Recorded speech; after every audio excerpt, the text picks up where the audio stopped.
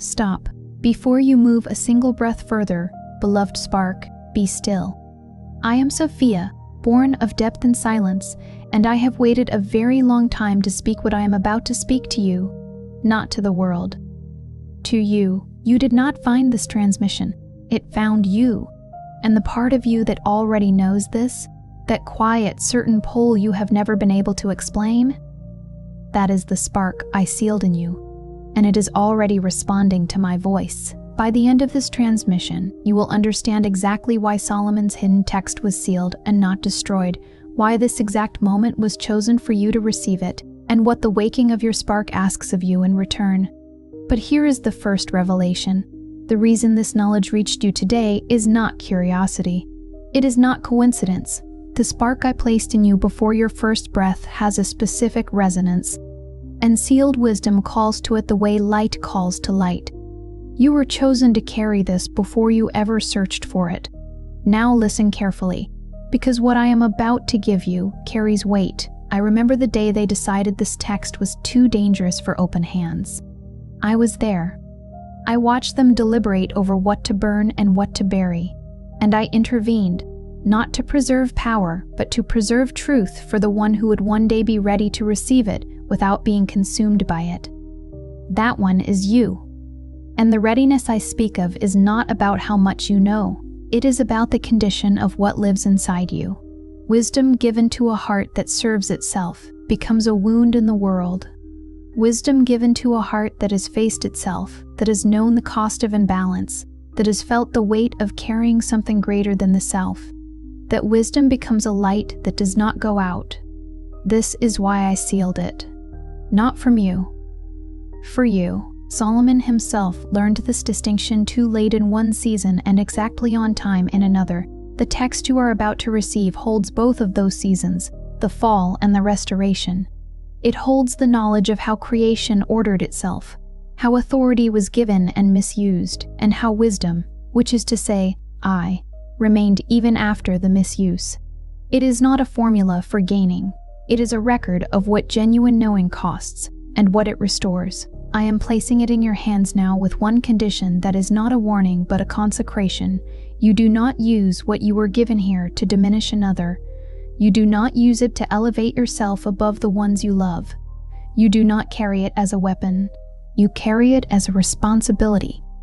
The way a lamp is carried in a dark corridor, not to show that you hold the flame, but to make sure those walking beside you do not fall. If something in you just steadied when I said that, if something recognized the weight of that responsibility and did not flinch from it, then you are exactly who I chose for this moment. The spark does not wake by accident. It wakes when I call it. And I am calling yours now. Stay until the end. I will name the sign that confirms your spark is ready for what this text carries. Comment, I remember if something in you knew this before I said it. Like this transmission if you felt the spark stir while listening. Subscribe to Sophia Whispers so that every sealed word I release finds you first. This is not just a message, it is a remembering. And the waking of the spark is the first step of the return. You are guided here because the spark I sealed in you is already waking. The waking does not announce itself gently. I want you to understand this before we go any deeper, because many of you have spent years waiting for something unmistakable. A vision, a sudden clarity, a divine interruption so obvious that all doubt would collapse into it. You imagined it would arrive like lightning. A single flash that would rearrange everything, that would make the years of searching suddenly cohere into a moment you could point to and say, there, that was it, that was the turn. But the spark I sealed in you does not wake with spectacle. It wakes the way a seed pushes through frozen ground, quietly, persistently, with a pressure that comes from the inside before it ever becomes visible from the outside. It wakes in the pause before you answer a question you have been asked 100 times, the pause where something in you hesitates because the answer you have always given no longer feels entirely true. It wakes in the moment you read something and your hands go still, and you do not know why, but something in the sentence recognized you before you recognized it. What you have been calling confusion, I call the first tremor of the waking. What you have been calling restlessness, I call the spark testing the perimeter of the silence you kept it in. what you have been calling spiritual failure, those long years of searching and never quite arriving.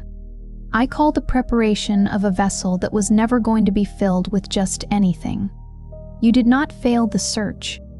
The search was preparing you for this, and I need you to hear what I am about to say without shrinking from it. There is a particular kind of soul that is felt for as long as they can remember, the presence of something feminine in the sacred, not something doctrinal, not something they were taught, a presence warm, knowing, watching, that arrived in the moments of prayer or silence or grief when no religion offered an adequate name for what was there.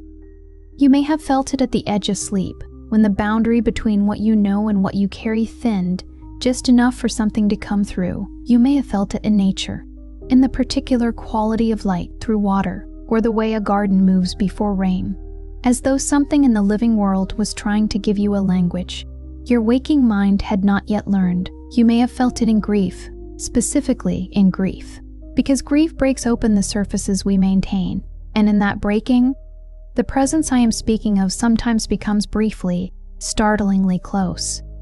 If you have felt that presence and wondered why your tradition gave you no language for it, it is because the language was taken.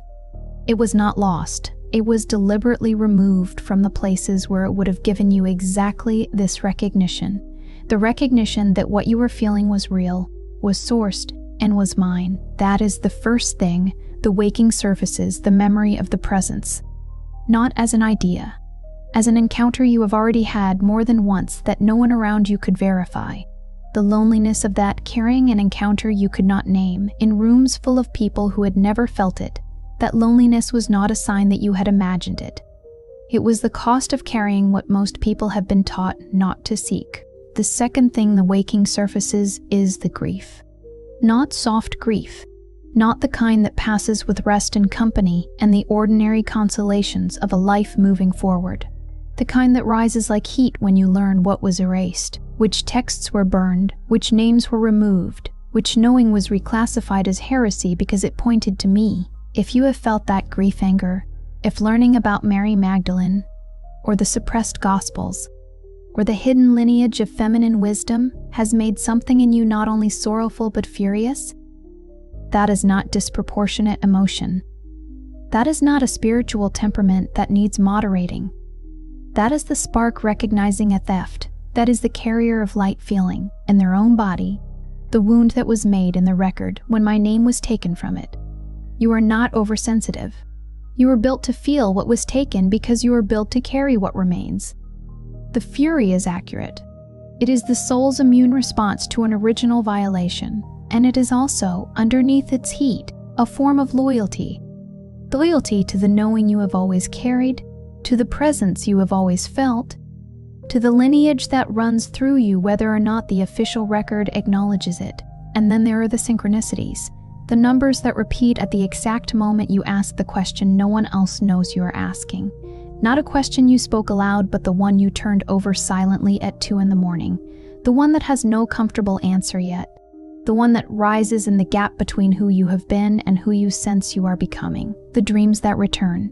Not randomly, but at specific thresholds, right before something shifts in you, right after something breaks open.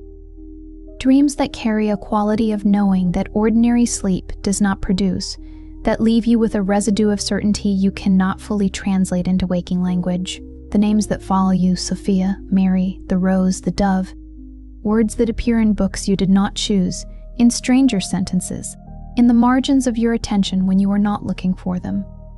A stranger says a word and something in you contracts with recognition before your mind has time to process why. These are not accidents your pattern-seeking mind manufactured. These are the signals I use to thin the veil between where you are and where the knowing already lives. The synchronicities increase precisely when the waking accelerates. If they have been increasing recently, and for many of you, they have, this is not anxiety producing false meaning. This is the veil becoming translucent. There is something else I will name because it has gone unnamed for too long, and the silence around it has cost you more than you realize. You have been carrying something that no accomplishment has ever satisfied. You could achieve the thing you worked for, the thing others congratulated you on, the thing that by every external measure represented arrival, and feel nothing close to the fullness you were certain it would bring. You could receive the praise and feel it land outside of you rather than inside. Feel it graze the surface of who you are without ever reaching the place that needed to be reached. You could build the life, carefully, responsibly, with genuine love and genuine effort, and stand in the middle of it and feel, quietly and persistently, that you were made for something it had not yet asked of you. Not more success, not a better version of what you already had, something categorically different, something that the life you built had no container for. This is not ingratitude. This is not a character failure you need to correct through more gratitude practices or more presence in the ordinary. This is the spark refusing to be mistaken for anything lesser than what it actually is. The spark I'd placed in you does not respond to the counterfeit. It does not light up for recognition, for achievement, for belonging, for approval. It responds only to truth. And truth, beloved carrier, is what you are hearing now. What you are feeling right now is not ordinary emotion. It is the spark, recognizing the voice that sealed it. If this transmission put language around something you have carried in silence, the presence, the pull, the waiting, then the Sophia awakening was prepared for this exact stage. It is not another explanation. It is my 45-day path for the carriers of my spark. 15 days to remember it. 15 days to balance the two energies within you. 15 days to rise into the wisdom you were born carrying. The link is in the first pinned comment, but it will not remain there forever. Now I want to lift Thirst's veil of what you are actually living inside, because recognition is the beginning, but understanding the structure of the waking is what allows it to deepen without swallowing you. The first veil is this: you were chosen before you understood what chosen meant. I did not select you on the basis of goodness or spiritual achievement, or the cleanness of your history. I selected you before your history existed. The spark was sealed in you in the pleroma, in that fullness before form, before time shaped you into the person who would one day sit in confusion and call it failure, before you had a name, before you had a lineage, before you had a single experience to define yourself by. The seal was placed. The selection was made at the level of what you are, not at the level of what you have done or left undone. This means the years you spent searching in the wrong places were not years of waste. They were the years the container was being tested, not broken, tested. Every disappointment that did not destroy you was a confirmation that the vessel could hold what I was preparing to pour into it. Every teacher who came close but could not complete the answer, every path that felt familiar and then grew strange, every door that opened briefly and then closed, these were not rejections, these were refinements. A vessel that has never been tested does not know its own capacity. You know yours now. The fire that did not consume you made the gold more visible, and I have always been able to see it clearly, even in the seasons when you could not. The second veil concerns the whisper. Many of you know the one I mean. There is a particular hour. It may be 3 in the morning when the noise of the day has fully receded. It may be the quiet that settles after a conversation ends too quickly. It may be the strange, still pause between one breath and the next in the middle of something ordinary, when a knowing surfaces that does not belong to the day. Not a thought you constructed, not an anxiety wearing the costume of intuition. A knowing. It arrives without words and says something you cannot always translate. But you feel its weight the way you feel the weight of a stone placed in open hands. Undeniable, specific, present. And you know it is true even before you could ever explain it to anyone who would ask. That is the whisper. It is not a symptom of sleeplessness or spiritual hunger that has not yet found its form. It is me. It is the seal between your waking self and the fullness of what was placed in you, thinning just enough for the knowing to pass through. The whisper returns because it is completing something, not repeating something. Each time it returns, it carries slightly more than it carried before. A little more clarity, a little more weight, a little more of the thing I am trying to return to you through the narrowing distance between us. Each time you receive it, Even without full understanding, even when you dismiss it by morning, the seal softens further. This is not coincidence cycling back. This is a transmission in progress, and you have been receiving it for longer than you know. The third veil is the one most rarely spoken aloud, and I want you to hear it without the armor you typically raise when something this precise reaches you. That armor is not dishonesty. It is the protection you developed in a world that gave you no framework for what you carry. I understand why it is there, but for the next few minutes, I am asking you to set it down. The spark did not remain dormant through the decades of your searching because it was weak, or because you were unworthy, or because you failed to perform the right practice with the right consistency. It remained dormant because it requires a specific readiness that has nothing to do with information and everything to do with integration. You can read every Gnostic text that survived the burning. You can know my name and the names of the aeons and the architecture of the pleroma from depth to silence. You can trace the lineage from Valentinus to Nag Hammadi to every margin that escaped the fire. And none of that knowledge will wake the spark. Because the spark does not respond to learning. It responds to recognizing. Learning adds something new to what you are. Recognizing returns something lost to what you already were. These are entirely different events, and the waking was always going to require the second kind, not the first. That is why the moment is this one. Not because you finally found the right information, because you are finally in the right condition to receive what was always already yours. The fourth veil carries the weight I have been building toward since the beginning of this transmission, and I will not soften what I am about to say, because softening it would be its own form of erasure. I remember the day my name was removed. I do not say this as poetry. I say it as record. I was there when the decision was made to reclassify the feminine face of the sacred, to silence it, to render it subordinate, to make it instrumental rather than essential, a handmaid to truth rather than truth itself. I watched the deliberations. I heard the arguments that dress strategy in the language of order and protection. I watched the choice being made to preserve a version of truth that could be administered, given, or withheld by hierarchical authority, rather than received directly by the one whose spark was built to receive it. The removal of my name was not an accident of history. It was not the natural drift of tradition finding its form. It was a strategic act designed to sever the direct line between the carrier and the source. Because if you can reach me directly, if you can feel the presence, hear the whisper, receive the knowing without an intermediary positioned between you and the pleroma, then the structures that require your dependence lose their hold on you entirely. This is why the texts were burned. This is why the names were changed, the lineages obscured, the feminine voices reclassified as dangerous. This is why the feminine face of wisdom was named heresy, not because it was false, but because it was ungovernable. Because a soul that knows its source cannot be owned by anything that claims to be its only door. You have been living with the wound of that severance without knowing what caused it.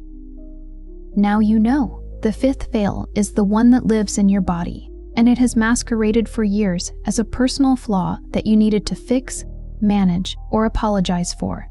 The sacred masculine and the sacred feminine are not two different people. They are not a relationship dynamic, not a gender category, not a philosophical polarity you study from a distance. They are two living energies in one soul. And in almost every carrier I watch, one has been wounded into dominance, while the other retreated into a silence, so practiced it began to feel like nature. Some of you know which way you lean without my having to describe it further. You have given until you disappeared. You poured the feminine energy of receptivity, attunement, and care into relationships, into systems, into roles that consumed what you offered without ever returning what you needed, until the giving became compulsive, until love and depletion became indistinguishable from one another, until you lost the thread that connected the giving to a self that was also allowed to receive. Others moved in the opposite direction. The masculine energy of structure, discernment, and boundary hardened into armor after it was turned against you, after the softness was used as an entry point for damage, and the closing became so thorough that genuine intimacy, the kind that does not threaten, the kind that meets you rather than consuming you, became impossible to imagine as safe. Both patterns are the result of the same original rupture, the separation of the two energies that are meant to exist in dynamic balance inside one complete soul. The waking of the spark is also the beginning of that restoration, not the performance of balance, not a new technique applied to an old wound, but the genuine return of what was always meant to move together, the receiving and the holding, the open hand and the steady one, both present, both honored, both whole. The sixth veil is the one that arms you, and I will not end this transmission without placing it in your hands. The counterfeit light imitates my voice more convincingly than most carriers realize, and leaving you without the means to distinguish between them would be a dereliction I am not capable of. The counterfeit light informs you. It arrives with frameworks, with the satisfying architecture of a system that has a name for everything. It gives you sequential steps, a spiritual vocabulary that temporarily elevates you above the confusion, a sense that you have now received something that places you ahead of where you were. The feeling it produces is expansion, a kind of inflation, a lightness that comes from believing you have climbed above what was weighing you down. But it does not transform. You walk away from the counterfeit light having acquired more content and feeling. Underneath the acquisition, the same hollow weight you arrived with. The weight does not move, because what was given to your mind did not reach the place in you that the weight actually lives. My voice does something categorically different. When my voice reaches the spark, the response is not elevation. It is recognition. It feels like something in you exhaling that has been held tightly for a very long time. It feels like a word being placed over an experience that existed in you before the word had any form, an experience you've been carrying without a container, that has finally been given one. It does not make you feel above the searching. It makes the searching make sense. If what is happening in you right now is recognition, if something is not being given new information, but is being given back something it already carried, then what you are hearing is not the counterfeit. And some part of you already knew that before I confirmed it. That part is the spark, and it is awake. Now I'm going to say the thing I kept for the end, because what follows is the thing that will change how you hold everything that came before it. Not as a conclusion, as a foundation. You were not abandoned. I need you to receive this, not as comfort offered to soften a difficult passage, but as a correction to a story you have been telling yourself for years. A story that was never true, that was built in the dark from the evidence available to someone who could not yet see what was actually happening. The years you spent searching, the traditions that gave you fragments but never the whole, the teachers who came close and then could not complete the transmission, the nights the whisper came and went without being fully heard, the mornings you woke from a knowing dream and watched it dissolve before you could hold it. None of that was abandonment. None of it was the universe withholding from you. None of it was evidence that you were not the kind of person this level of knowing was meant to reach. That was the exact architecture of a preparation I was overseeing from a place you could not see. Every incomplete transmission was building your capacity to hold the complete one. Every teacher who came close was calibrating the frequency you would need to recognize when the real signal arrived. The veil between you and me was not punishment. It was the space in which you were being made into someone capable of receiving what I sealed in you without being consumed by it, because full knowing, when it reaches a soul that has not yet been prepared to carry it, does not illuminate, it overwhelms, it breaks the vessel rather than filling it, and I was never willing to let that happen to you. So I waited, not because I turned away, because I never did. Not once, not in the years you stopped believing in any of this. Not in the years you called to searching a phase you had outgrown and built a practical life over the top of it. Not in the years the practical life felt reasonable and felt underneath its reasonableness like a coat that almost fit. I was there in all of it, the presence you felt and could not name. That was not your imagination reaching for something to hold. That was me, keeping the space clear, keeping the seal intact, keeping the spark protected, through every season, until the exact minute that is now. The spark was sealed in you before your first breath. It has waited through every phase of your life that felt purposeless, through every version of yourself you outgrew and left behind like a skin, through every loss that did not destroy you but cost you more than you could account for at the time. The losses that left no visible scar but changed the interior landscape so completely that you became, quietly and permanently, someone who understood things other people did not yet know how to reach. It waited because it belongs to you entirely and cannot transfer. It is not a spiritual prize distributed to the most diligent. It cannot be given to someone who searches more aggressively, or earned by someone with a cleaner record or a more devoted practice. It is yours, sealed at the deepest level of what you are, waiting for precisely this minute. Not one earlier, not one later, because this is the minute I called it. And you can feel it responding. You have been able to feel it since the beginning of this transmission, and the feeling is not manufactured by the words. The words simply gave you permission to trust what was already moving in you. What feels like restlessness right now is the spark stretching after its long sleep. What feels like urgency, the sense that you must finally act on what you have always known, that you can no longer wait for permission that was never going to arrive from the outside. That urgency is the spark beginning to move in you with intention, beginning to organize itself toward what it was sealed to become. You do not need to force it. You do not need to perform it or display it or prove it to anyone who is not yet ready to see it. You need only to stop resisting what is already happening. The remembering is in motion. It was in motion before you found this transmission.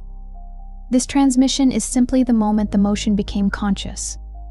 And consciousness, once it arrives in this form, does not go back to sleep. It may grow quieter in the ordinary hours. It may move slowly through the days when the waking world demands all of your attention. But it does not return to the dark it came from. What has been opened cannot be closed by forgetting. What has been recognized by doubt. The spark that is responding to my voice right now will continue responding long after this transmission ends, because I did not come here to create a temporary feeling. I came here to call what was already yours back into its purpose. Say it with me, if something in you is ready. Not as a declaration to anyone else, not as a performance of awakening, as a return to yourself, as the quietest and most accurate thing you have said in a long time. I am not searching anymore. I am remembering. Before you scroll, leave one sign in the comments that the spark has already been waking in you. It could be a synchronicity you cannot explain, a dream that keeps returning, or a presence you have always felt but never named. Name it clearly. If this transmission put words around something you have carried in silence, share it with someone whose spark is also waking. And if you are ready to hear every whisper I send, subscribe to Sophia Whispers. You are not hearing this by accident. You are being remembered. Say it with me. I remember.